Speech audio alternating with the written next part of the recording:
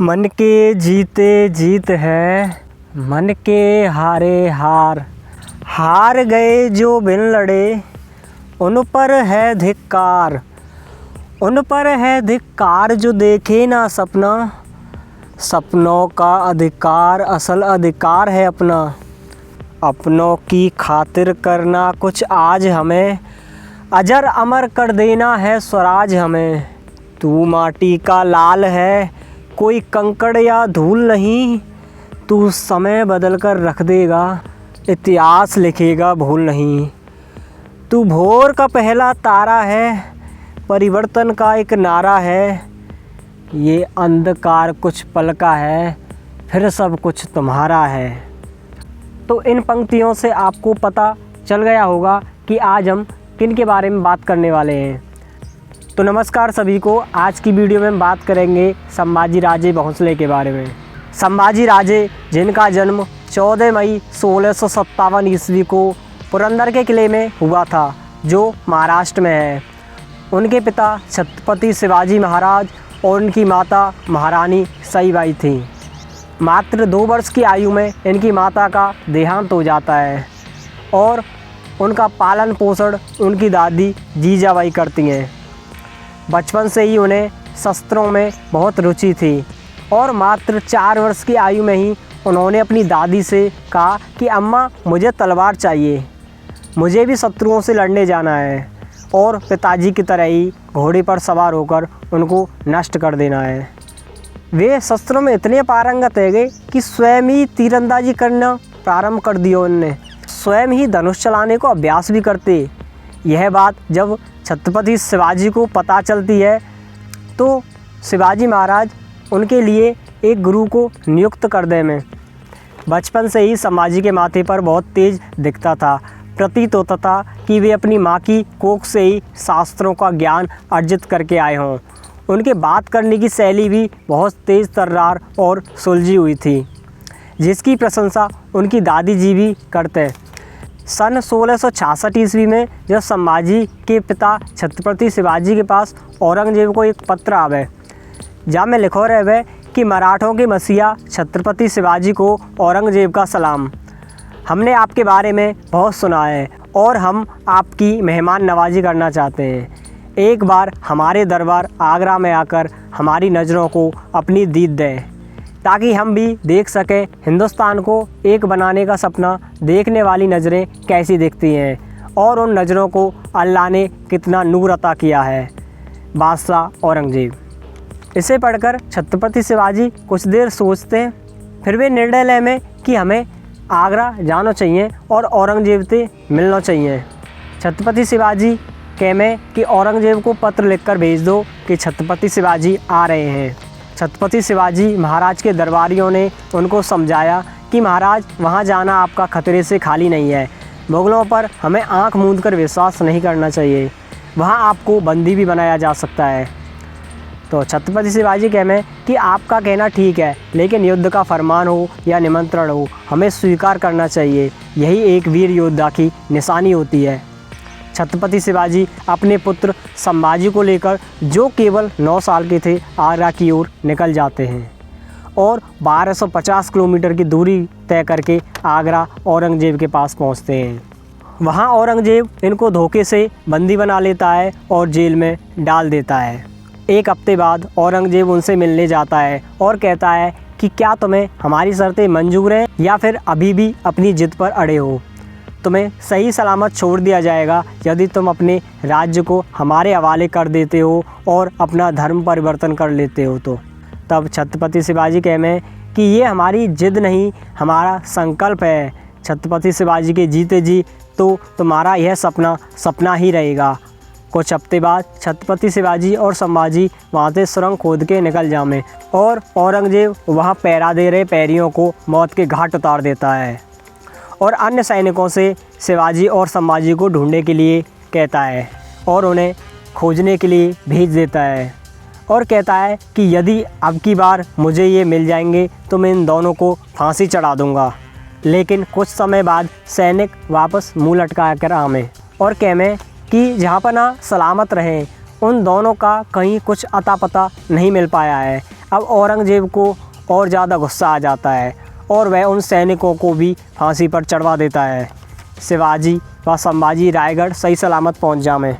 छत्रपति शिवाजी संभाजी के साहस और बुद्धिमत्ता को देखकर उन्हें महाराज जयसिंह के पास राजनीति की शिक्षा लेने के लिए भेज देते हैं। संभाजी राजे भोंसले शस्त्र और शास्त्र दोनों में ही पारंगत थे। हालांकि देखा जाता है कि कोई भी व्यक्ति या तो शस्त्र में निपुण होता है या शास्त्र में निपुण होता है, लेकिन संभाजी के पास ये दोनों ही कला विद्वान थी। वे मात्र 13 वर्ष की उम्र में ही 13 भाषाओं में पारंगत हो गए थे। वे 13 वर्ष की उम्र में ही हिंदी, संस्कृत, अंग्रेजी व मुगलिया भाषा पढ़ व बोल लेते थे। उन्होंने उस समय बुद्धभूषण, नख व शिखा जैसे शास्त्र भी लिख दिए थे तथा शस्त्रों में वे तलवारबाजी, घुड़सवार, तीरंदाजी व कुश्ती में भी बहुत ज़्यादा श्रेष्ठ थे, जिसकी प्रशंसा उनके राजनीतिक गुरु जयसिंह भी करते हैं। उन्होंने छत्रपति शिवाजी से तभी कह दिया था कि युद्ध रचना में तो ये इतने पारंगत हैं कि मानो स्वयं द्रोणाचार्य ने इनको शिक्षा दी हो।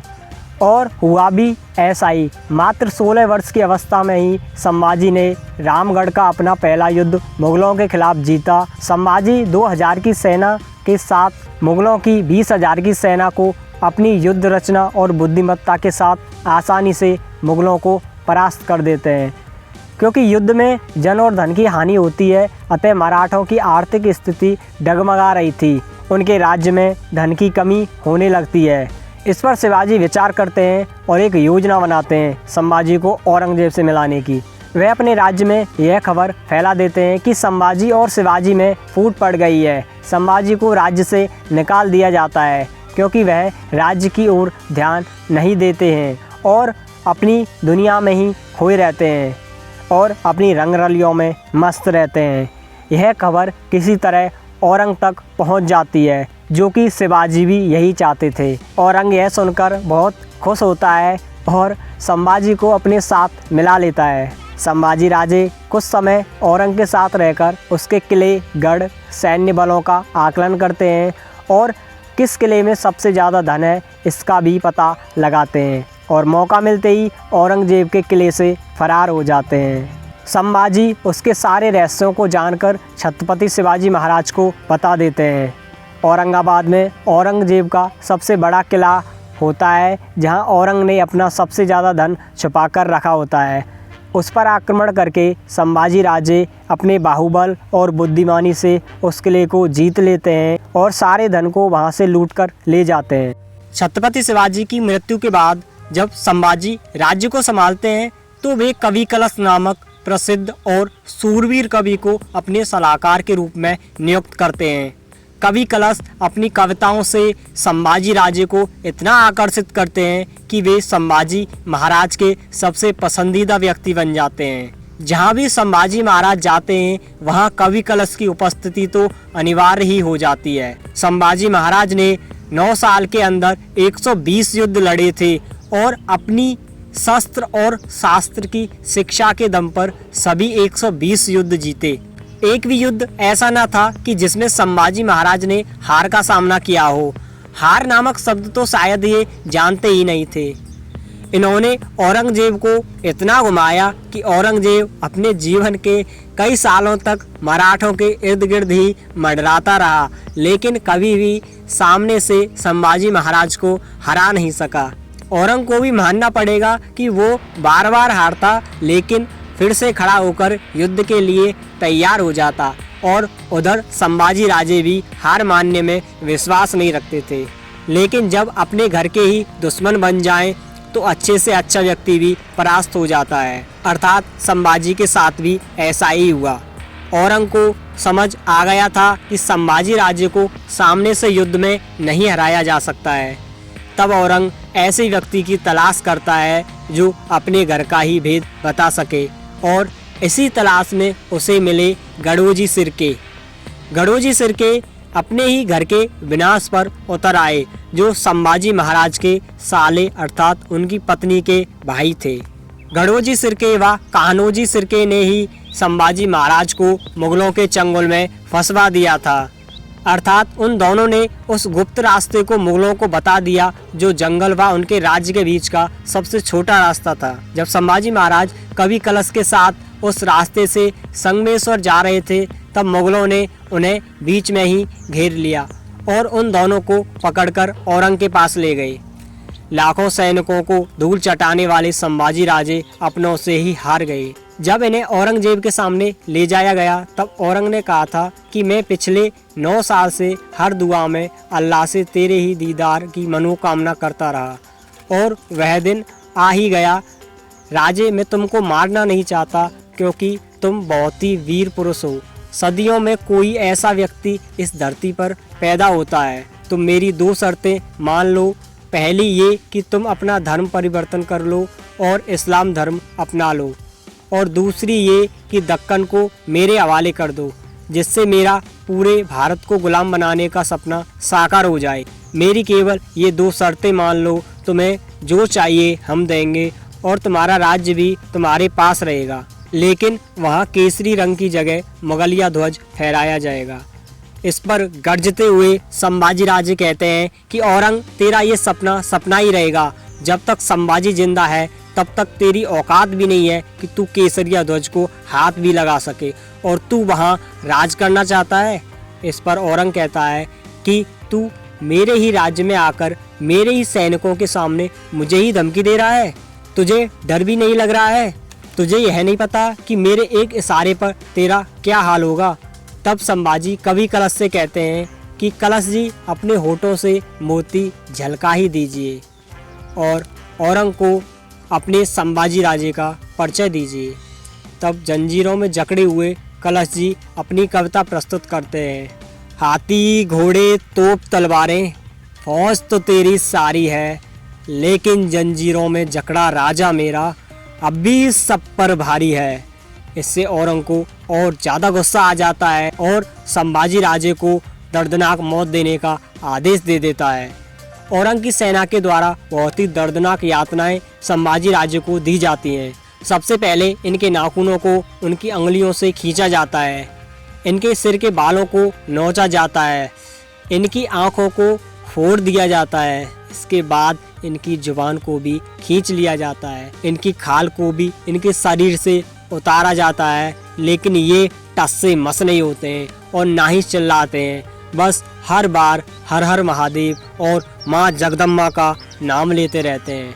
औरंग को जब यह बात पता चलती है कि उनकी दर्दनाक यातनाओं का संभाजी राजे पर कोई असर नहीं हो रहा है, तब औरंगजेब कहता है कि संभाजी, मैं तेरे सामने हार मानता हूँ। तेरे जैसा मेरा एक भी पुत्र होता तो मैं पूरे भारत पर मुगलिया सल्तनत कब का कायम कर चुका होता। अब अंत में औरंग इनको कटवा देता है और इन दोनों के शव को नदी किनारे फेंक दिया जाता है और इस महान सूरवीर पराक्रमी योद्धा की जीवन लीला 1689 ईस्वी में समाप्त हो जाती है। संभाजी राजे से इतने युद्धों को हारने के बाद औरंग का हृदय भी बहुत कमजोर हो जाता है और कुछ समय बाद औरंगजेब भी हार्ट अटैक से मर जाता है। देश धर्म पर मिटने वाला शेर शिवा का छावा था, महापराक्रमी परम प्रतापी एक ही शंभू राजा था। तो यह वीडियो आपको कैसी लगी यह कमेंट करके और वीडियो को लाइक करके अवश्य बताएं। और अगर आपको इस चैनल से कोई भी फ़ायदा हो रहा हो तो इस चैनल को ज़रूर सब्सक्राइब करें, जिससे हमें भी आपका सपोर्ट मिलता रहे और हम भी ऐसी वीडियो आपके सामने लाते रहें। तो नमस्कार, राम राम, जय श्री कृष्ण।